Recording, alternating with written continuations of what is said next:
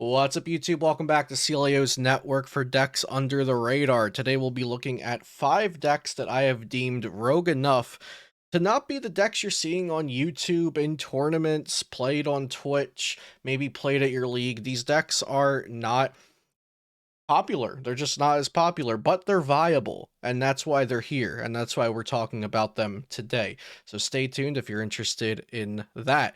Before we start, though, as always, shout out to my sponsors, PotownStore.com, the best place to get PTCGO codes, and be sure to use code CELIO for 5% off. Also, CardTrooperGames.com, where you can use code CELIO for 5% off for physical Pokemon TCG products like booster boxes and specialty boxes. Check out PokemonCard.io for deck lists and sharing your deck lists and a great deck list builder. It also has like a hand generator to show you what an opening hand might look like for your deck, which is a really cool feature when deck building. Beast Coast Pokemon, a collaborative YouTube channel that I'm a part of with other creators like Aaron Cybertron, Zang, Chaotic Meatball, and James Beck. We create a lot of good content over there, so be sure to check that out. And last but not least, Dragon Shield Sleeves. I have links for all of that stuff in the description down below, and also be sure to subscribe to this channel for daily Pokemon TCG content. The first one we'll look at here today is from Hazy Cats in the Late Night Special. All of these tournament results, by the way, are on play.limitlesstcg.com. You can go on there and find so many more tournament results, including the ones we're looking at today, and find some free PTCGO tournaments to enter yourself. It's very, very easy to do, and you definitely should if you have not gotten into the online tournament scene yet. So Hazy Cats here played a Shadow Rider Calyrex VMax deck with the brand new Mewtwo VStar from Pokemon Go. Shadow Rider Calyrex VMax has the Underworld Endure ability. Once during your turn, you may attach a Psychic Energy card from your hand to one of your bench Psychic Pokemon, and if you did, you get to draw 2 cards. And you could do that for as many times as you have as many Shadow Rider Calyrex VMaxes on the board, so this is not a hard once per turn at all. If you have 3 Shadow Rider VMaxes, you can use this ability 3 times.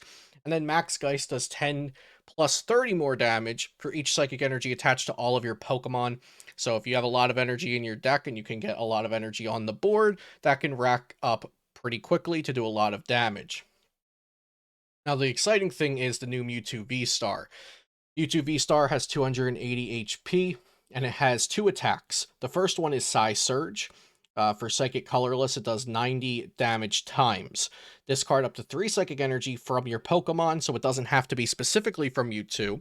This attack does 90 damage for each card you discarded in this way, so that can max out at 270 prior to things like Choice Belt, meaning you can go up to 300 damage with Choice Belt. V-Star Power is an attack called Star Raid. For Psychic Colorless, this attack does 120 to each of your opponent's Pokemon V. I think that's actually really, really strong if your opponent's playing a deck without Manaphy Bench Barrier in it. So you could just spread 120 to either set up knockouts later or clean up knockouts that you missed earlier on. So I think it's a very useful V-Star power to have, since otherwise Shadow Rider Calyrex decks wouldn't have a V-Star power in them at all. It's also playing 2 of the Zacian V from Celebrations with Roar of the Sword. Once during your turn, you may search your deck for a Psychic Energy card and attach it to one of your Pokemon, then your turn ends. This is a really strong ability, especially when going first. You can get this onto the board and accelerate an energy somewhere. Next, we're looking at Ryan M's Hisuian Samurott V-Star Galarian Weezing deck. Now, I am a sucker for a Galarian Weezing deck, so this was a no-brainer to put in the video. Galarian Weezing's Neutralizing Gas reads, as long as this Pokemon is in your active spot, your opponent's Pokemon in play have no abilities except for Neutralizing Gas. This shuts off everything. Everything. And then Severe Poison poisons the active, and they take 4 damage instead of 1 between turns. Galarian Weezing is so sick.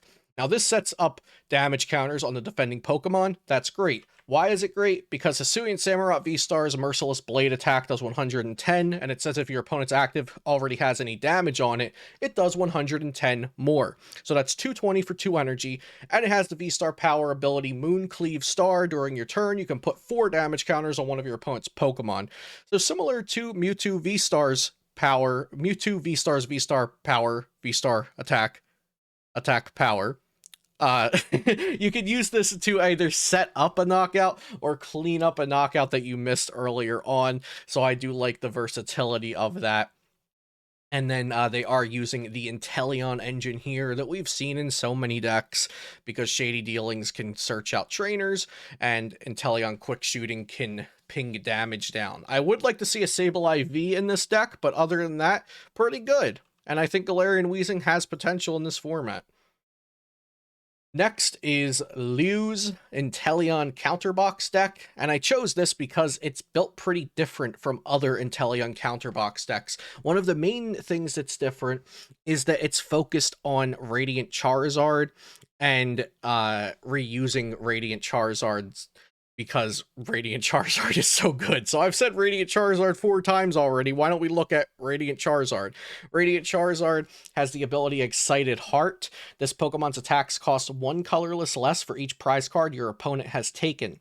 And then Combustion Blast does 250 damage for 1 fire and 4 colorless. But if your opponent has taken a prize card, it only costs 1 fire and 3 colorless. If they've taken 2 prize cards, it only costs 1 fire and 2 colorless, and you see how this might be good. So once your opponent has taken 3 prize cards, it only costs 2 energy for Charizard to do 250 damage. Now that's not that hard to do because this deck is playing Magma Basin, which allows you to accelerate a fire energy from the discard onto one of your benched fire Pokemon. And then you also manually attach, so that's 2 energy. You can also use Raihan to attach an energy and then search out the twin energy that provides 2 colorless. So you can start swinging with Radiant Charizard when your opponent has only taken 2 prizes. Now you do have other attackers in the deck as well. You have Rowlet with Sky Circus. If you played Birdkeeper, this Pokemon attacks for free. So you can do Windshard 60 to something, maybe snipe a Sobble or snipe a Celebrations Mew, or just set up damage on something after you use Birdkeeper. It also has Ice Cube with Block Face. It does 70 and then doesn't take damage from basic Pokemon. So you can just auto-win a basic-only deck right there. Something like Regigigas or the Lunatone Solrock deck, Ice Cube's Block Face, if they don't have an answer to that, if they don't have like Escape Rope Boss, or if you can just set up the Ice Cube with no other Pokemon, you can win right there just by announcing Block Face over and over and over until you win. So I do think Radiant Charizard is an incredibly strong card, and I'm not alone in thinking that, and this list seems to utilize it pretty well, so that's why I featured this one today. Next is Entist's Zorark Box. So Zorark Box has a lot going on. It is a box deck by the name of it. Zorark's Phantom Transformation allows you to switch it with one of your Stage 1 Pokemon that are in the discard pile. So Zorark can become any of these Stage 1 Pokemon. And then it also uses Miltank, because Miltank's Miracle Body prevents all damage done to it by Pokemon V. So similar to how Ice Cube in that Inteleon Charizard deck, Ice Cube can win games if they don't have a way around it. If your opponent doesn't have a way around Miltank's Miracle Body, you could just sit Miltank in the active and use Route every turn for minimal amounts of damage and win the game that way. 2 new cards that this deck gained from the Pokemon Go set are Slowbro and Pokestop. Pokestop is a new stadium card that reads once a turn, that player may discard 3 cards from the top of their deck. If a player discarded any item cards in this way, they put those item cards into their hand. This is specifically good for the Zorark deck because you want to discard Pokemon. You discard those Pokemon so Zorark can become them, and you can also discard them to make Wormadam's attack do more damage. The other new card being Slowbro with a Twilight Inspiration attack. You can use this attack only if your opponent has exactly 1 prize card remaining. You take 2 prizes. So you only need to take 4 prizes via knockouts with this deck, and then you can take your final 2 prizes with Slowbro.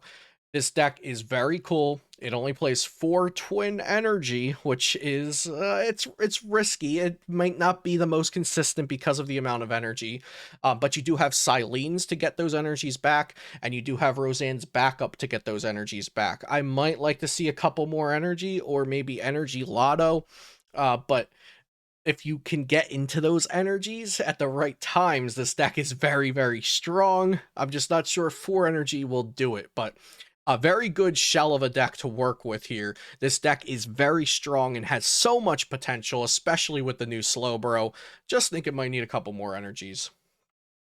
And lastly, we're looking at Andre Chiassen's Turbo Dark deck. So Darkrai V Star may be surprising at this point to be seen as a rogue deck or a rogue card to build around, since players were really hyping it up a couple of months ago.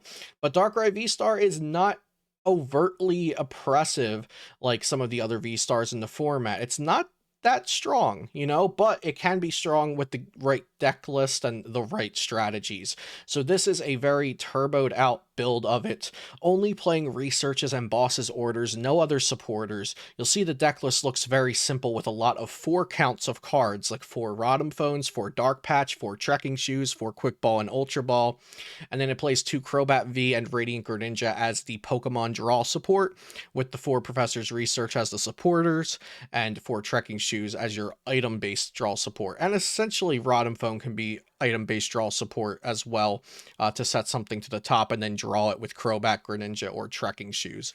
So this deck is quite simple, but it can hit a lot of damage. You know, with Dark Pulse doing 30 damage plus 30 more for each dark energy on your board, Malevolent Charge and Dire Flame Wings get energies onto the board, and so does Dark Patch, and then you can use Darkrai V-Star Star Abyss ability to get 2 items back from your discard pile, and so those can be 2 dark patches if you want. So you can play 2 dark patches, use those, then get them back and play 2 more dark patches. That's 4 dark energy plus a manual attachment. You can add 150 damage to your board in just that way without Moltres even being taken into account. So this deck can do well. It might be one of the weaker ones we looked at today, but Darkrai is a fan favorite. I know people want to play with this card, and I'm just here to tell you that the deck is viable. It's not tier 1, it might not even be tier 2, but it's viable. It can get some wins, it can do well in a tournament just like Andre showed here.